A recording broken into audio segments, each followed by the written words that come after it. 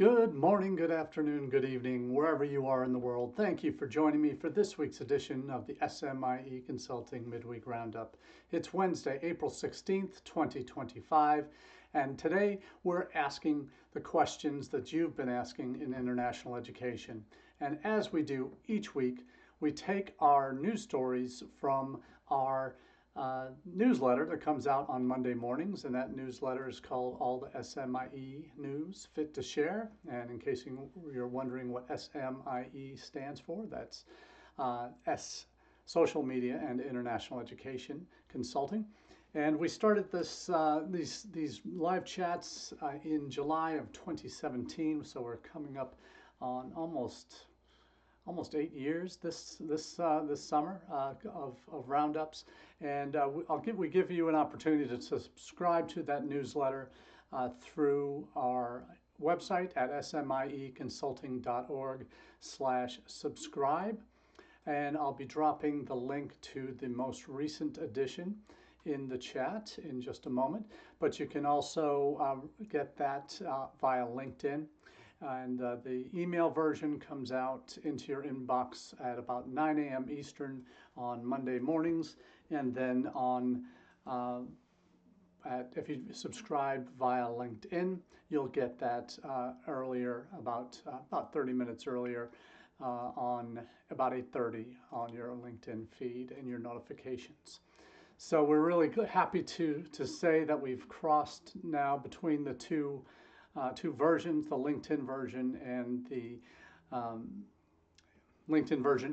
the email version. We now have 2,500 subscribers getting the SMIE news each week. So we're reaching parts of the international education community I never thought we'd reach. So very proud to be influencing and coming into the homes and workplaces of so many international educators in the United States and beyond. So thank you all for that. But within the newsletter, we cover different topic areas. We have a section on social media, which can cover anything from webinars coming up that week, actual social media stories involving international education, webinars. It can include data reports, insightful blogs, new research, AI tools, all of these kind of things that are more digital focused. There's a section on there for that. And then we also have a big picture news, which these days is being filled by a lot of reactions to the Trump administration's policies and how many students are being impacted, all of that. And then a section on solutions, and we can't get enough of that section these days in terms of responding to the challenges we're all facing in our field. Then beyond those domestic conversations on solutions and challenges, we also have a global roundup section that goes through the major destination markets around the world for international students and gives you perspectives on what's happening internally in those countries. And you think, in some cases, you think the grass is always greener on the other side. In a lot of cases, it's not.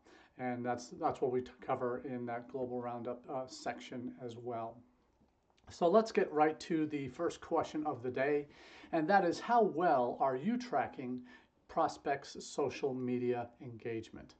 Now, this is a non-Trump related story, at least initially, and it comes from our friends at the Pi News, and they have had an interesting article this past week that covers kind of the ever-changing landscape for international students in terms of how they're getting their information, what sources of information and platforms that they're choosing to do their research on. And the article itself is titled From Tap to Trust, Rethinking Recruitment in a Mobile-First World. And the idea of mobile-first world has been around for quite some time, but the dramatic change in the kinds of ways and platforms that students are using to research institutions via social media before they even bother going to your website, and what that does to their impressions of you before you even have a chance necessarily to impact them directly through emails and other conversations. So the tag is, prospective international students are discovering universities through social media on their smartphones, long before they ever visit a website or fill out a form. But without the right digital platforms to capture this interest, valuable leads are lost. And I couldn't agree more with this. We're in the middle of something with my current university, the University of Akron in Ohio, and we're working with a partner that I'd met actually about almost 4 years ago. Met him at an ARC conference in Miami. His name's Mauricio Segueria, and he started a company back then called Platy, working primarily with institutions in Australia, Canada, perhaps looking at the Latin American market, where his strength is. He's based in Brazil, and he before I even came to Akron, my immediate boss decided that he had met this person too, and he decided to start working with him. Company's called Platy, and they've developed platforms, online communities that direct prospects to that they generate through Facebook ads and other online tools, generate them to go to a landing page, fill out a form, and then join this online community. We've purposefully taken this approach because it was something to allow us to focus our attention in a couple countries initially to see how well it went, how we could manage the flow of information that involves us messaging out to those students via typically WhatsApp. We're contacting them based on their information they filled out on this inquiry form, that it's encouraging them to, with a quick intro video, here, come check us out. Great, my name is Marty. I'm working at the University of Akron, and here's what we've got in store for you over the next few weeks. You'll receive all this information, but more importantly, we wanted to get you engaged on our online community platform. Doing that to try and generate interest in that platform, that where we have a current student managing it and responding to it to questions that prospective students have, that also where she posts content daily to kind of paint that picture for students on what life is like. And eventually this is going to be a platform where we're, again, using it just for 2 countries in Southeast Asia to focus on and generate interest to, but also eventually roll it into an ongoing platform that once we have momentum and a number of students engaging and current students as well helping to answer questions, that we really want this to be a recurring point of interest for and perhaps a first point of contact for a lot of students with our Akron community. So that's something that we're doing to try and get out in front, and this company, Platy, is running Facebook ads, directing them to an inquiry form, then they get rolled into the platform itself. So we engage with them through messaging based on their mobile number that they provided, contacting them to see if there's any questions we can handle from an institutional perspective, but again, encouraging them to get engaged on the platform itself and to apply, obviously. So that's something that we're doing, but the article talks about things that that are currently our over reliance on traditional channels to make the first contact through your website, through maybe a Facebook page or a YouTube channel, that students are already ahead of the game. They're doing their own research. They hopefully get interested in your institution by looking at social sites that have peer content about institutions. So they'll search for your institution name, and here's something you might want to do. Maybe you're scared to do it. I would be too sometimes. Scroll on TikTok, go to search for your university name, see what pops up, see how you're being talked about. And then perhaps if you see those kind of folks on there that might be have things that maybe aren't correct, or maybe aren't portraying your campus accurately, maybe working with them to see if they can do a redo and share with them information about your institution. But doing that on DL, maybe not necessarily open messaging them on their posts. But these are the kinds of things that social listening is important to be an important component of any outreach strategy, particularly when you have multiple layers of platforms that you're working on, and not only web content but other digital sources that you're using to generate interest or monitor how your name is being used. So that social listening component typically should fall for the university to marketing communications if there is a unified place for that on your campus. And that may or may not be a task for a social media coordinator in that office. I don't know. But it's oftentimes that piece that it's do we just close our eyes and ignore the noise, or not even bother going looking for it? And by doing that, are we missing opportunities? And that's what the article is basically alluding to. We're missing opportunities to find out what people are saying about your institution before you start putting out content that may or may not be reflective of the kind of thoughts about your institution that students already have in the wider world.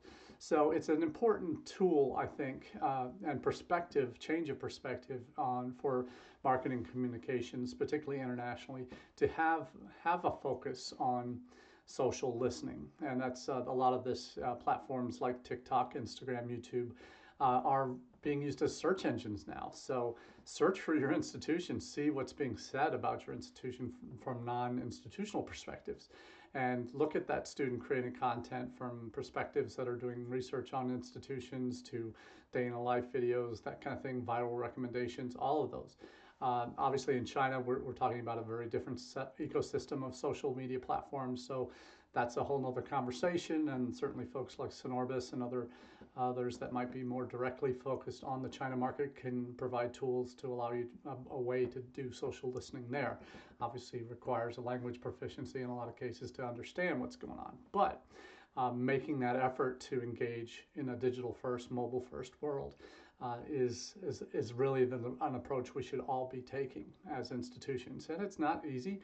It requires expertise that many of us don't have. We may be familiar with using platforms, but how to use those platforms to do your research on how you're being talked about, that's another step entirely.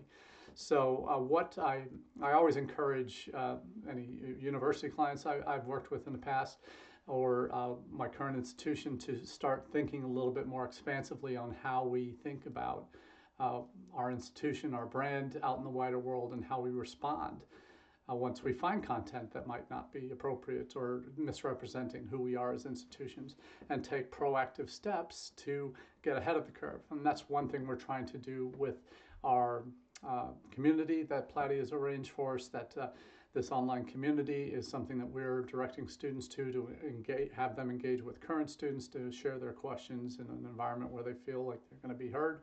It's a closed environment just for folks who've registered for that. So we do have control over what happens there, but again, we're building in hopefully fail-safes to help us manage what happens in that on that platform once it gains momentum. And I'll certainly be reporting back on that the closer we get to the time where we can actually report something out on these. So we have a lot going on, obviously, in the social media space domestically with different activities that our University Marketing Communications puts out, some student pages, our student profiles that we're trying to use. One thing that this approach in the PI article discusses is finding those influencers that are talking positively about you, and then perhaps contracting with them to produce regular content for you. If you have current students that are already established profiles, content creators and influencers on different channels, working with them, and that's a little bit harder to, well, maybe not harder to do if you've searched properly for your institution and through various social listening tools. But really a great article from on the PI on the international student life cycle of their experience coming into the PI admissions funnel, but also at the back end on getting jobs, and then having those success stories that you can then use and leverage back into your social content in future, whether they do that on their own social content pages or through your own channels. So all of these things are part of that life cycle that you really need to have engaged, not just with prospective students, current students, and former students, successful alumni that we all try to produce. So great article from the PI on that one. So we're going to move on to question number 2. And that has to do with our favorite topic of the year, and that is the legal challenges that are being waged against many of the executive orders that the current administration has put out that impact not just international education, but all phases uh, of, of, of life in the U.S. Immigration, especially, is under the microscope. And certainly there have been challenges to immigration actions in terms of deportations and other revocation of visas, terminating SEVIS records, which is the piece, those last two pieces are the ones that impact us directly with international education. But will the U.S. legal system save our international students? And right now, that's all we can put our hats on or put our hope in, is that with everything that's happened, it has been, and I described this in a session I did for Washington International Education Conference last Wednesday. It was, thank you very much, Taslim. Taslim, I appreciate your feedback there. Thanks for that. But what the current administration is doing in terms of, it does tie into social media in a lot of ways, in the way in which the administration has gone about identifying students in particular that are deportable or should be removed from the country or should have their visas canceled or should have their SEVIS records terminated. Now, we've got levels of different, what those actually mean. And in what they mean moving forward is going to be an interesting question, and the courts are certainly going to be answering some of these questions.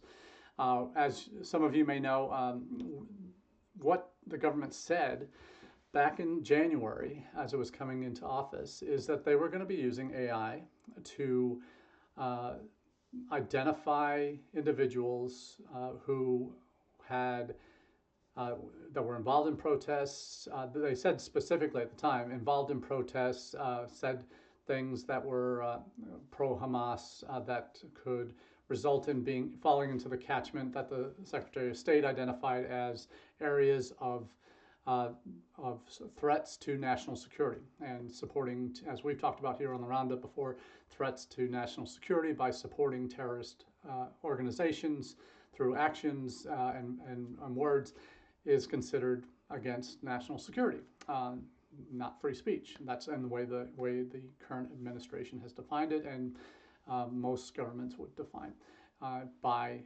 non-citizens, and the conduct that has landed some people in deportation proceedings is related to that in the 2 or 3 cases that we've seen popping up.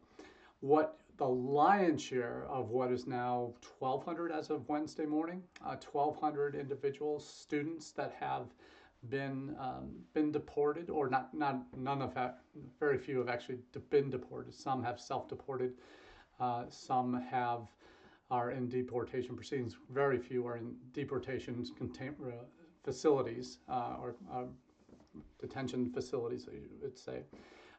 The vast majority, probably 99% of that 1,200, have gotten either emails from their institution that bothered to check the SEVIS records and saw that, as many did around the country, saw that a number of their students had SEVIS records terminated, and then they sent them messages and gave them advice.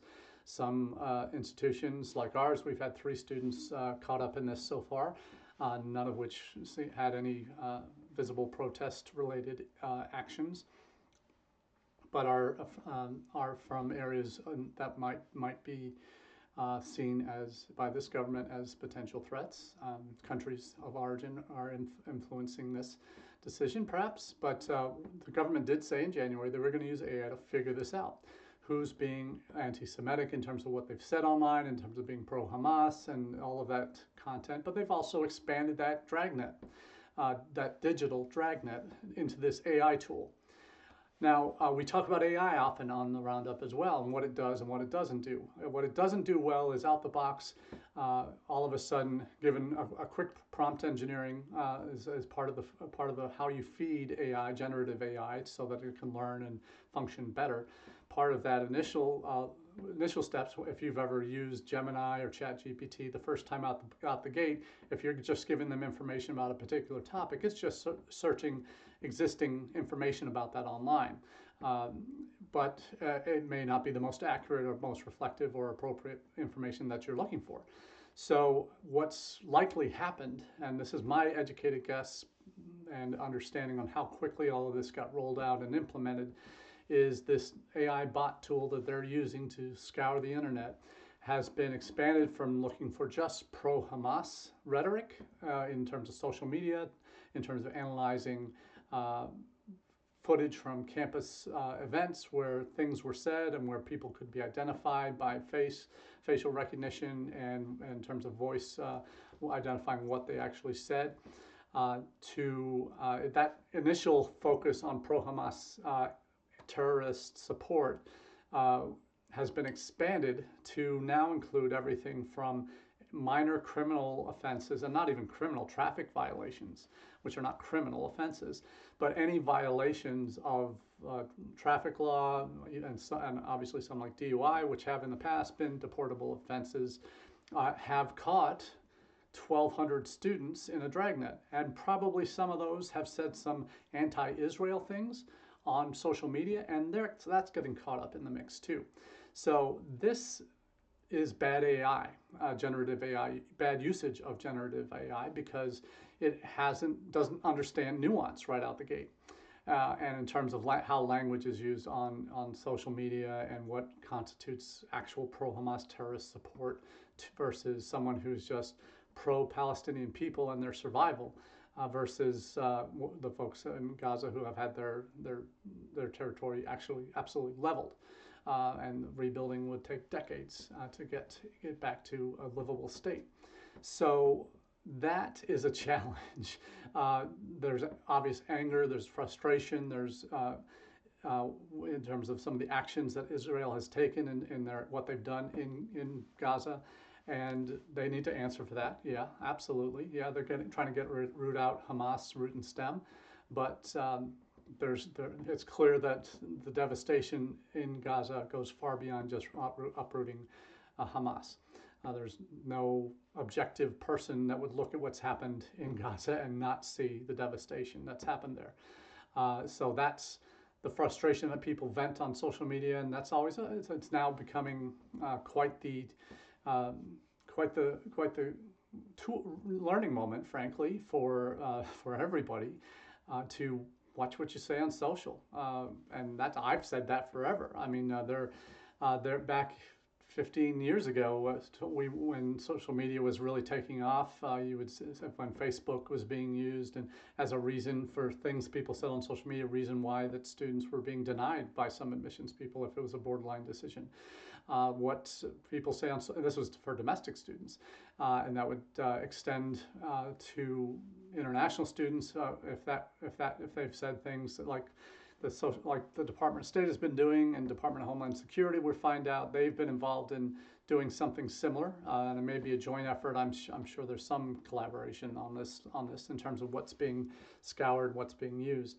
But the article that we just shared is from Inside Higher Ed. It says Trump administration to search non-citizens' social media. And it's formalizing that policy. USCIS will collect applicants' social media handles. This is on entry into the country. At the border, CBP will be able to, as they have been informally since the first Trump administration, when social media was used, particularly after the travel ban went into place in 2017, was used to put students into secondary, any non-citizen into secondary review once they entered once they came to the border and presented credentials. And I've had this happen to me, even coming back from Latin America. Have my phone, my iPad, my laptop searched for content that may be problematic to the government, and this was over a year ago now. So there are ways that social media has been used already, but now they're putting into a formal process in DHS for their border folks. They are also There's some folks that have put or are tracking it, both the Chronicle and Inside Higher Ed, and I'll drop the Chronicle link. They're tracking where the students who have had their SEVIS records terminated or visas revoked. And again, those are two different things, and we'll talk about that in a bit. But that article, the Inside Higher Ed article, we also have a couple of others. We have had some good news when the question is the legal system going to save us? There was a Chinese student attending Dartmouth who, once his SEVIS record was terminated, filed suit right away to appeal the decision. And the initial ruling by the local judge was actually a federal judge, reversed the student's status revocation. So it was actually, I think, a SEVIS record termination, and then that was appealed because the basic gist of it was that the government had no grounds, did not have evidence, and that would need to be demonstrated at a future hearing. So there are some initial signs. There was an article we also covered last week where in California and Pennsylvania, there's a couple students that have filed suits against the government's actions revoking their student visas. And then we also see a legal brief.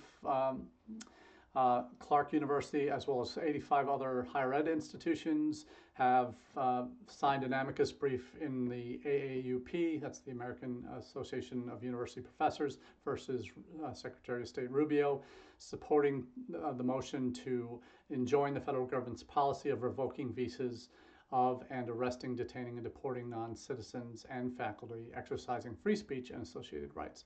So that case will be going to the courts.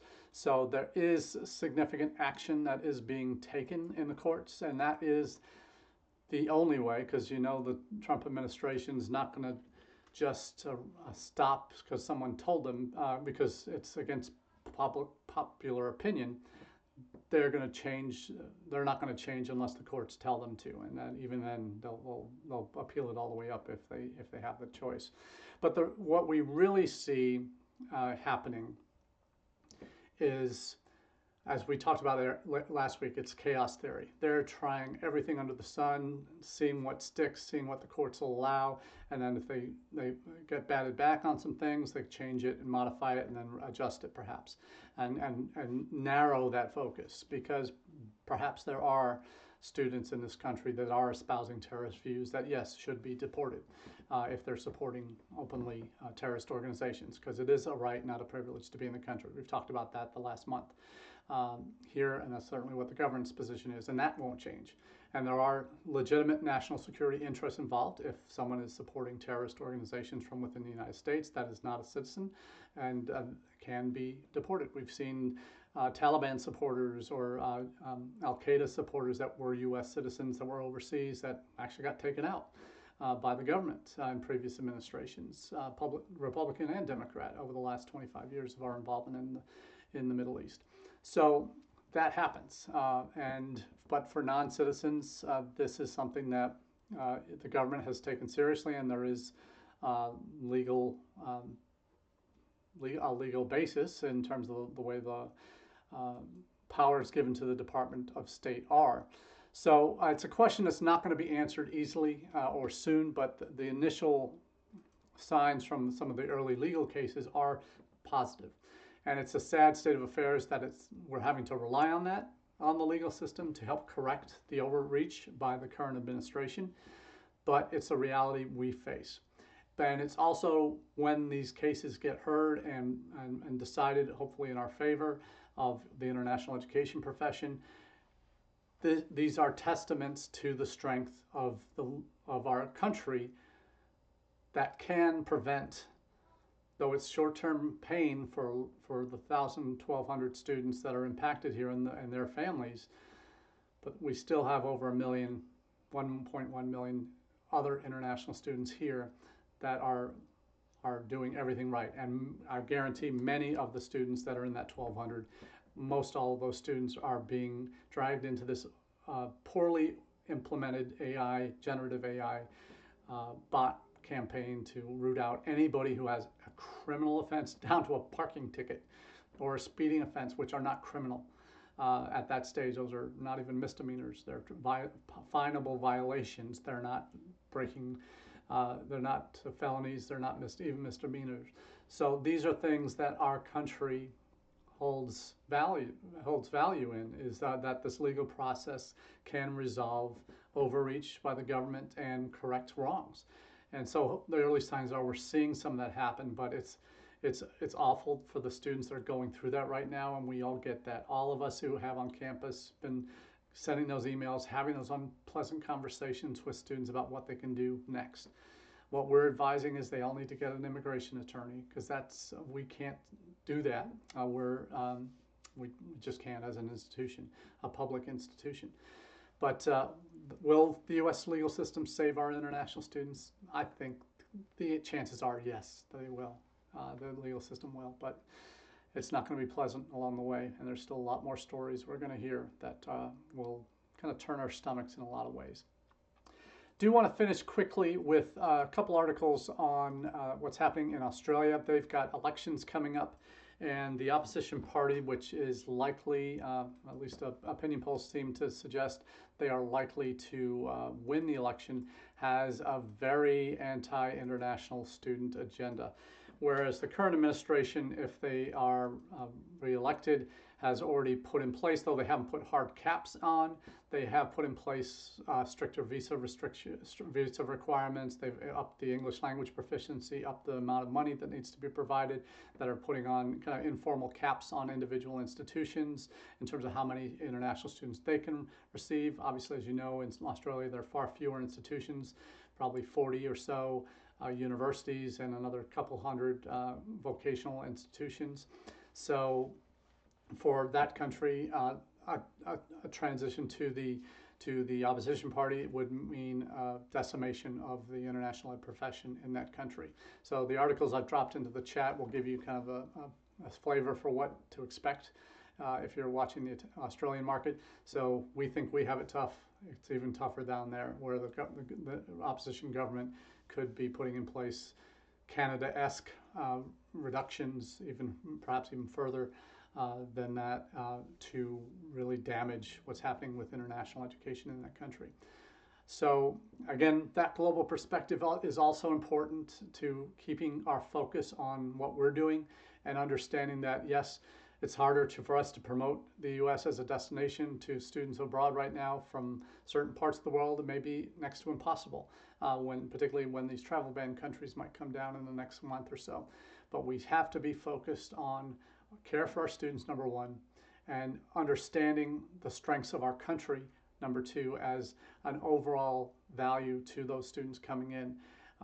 And providing advice, qualified advice to future students as to what you need to be aware of. And that if you have anything on your social that is even hint anti-American or expresses biases, obviously the Department of State has been collecting social media information for the last 7 years since the Trump administration formalized that through the DS-160 process.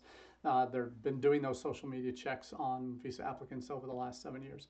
How well it's implemented in different posts is a little bit less clear, but certainly the case is what students say on social matters, and if they want to come here, they can't have things on their social that are anti-American or anti-causes that this government supports. So that's certainly something, food for thought, for advice as admissions professionals, as international student advisors, that we need to keep in mind moving forward. It's not the best advice we would hope to ever give to a student, but not the most positive advice, but it's the realistic advice for the environment we currently exist and operate in. So that's all we have for you today on the Roundup. Thanks again for being a part of the conversation. Really look forward to chatting with you more in the weeks to come. Cheers.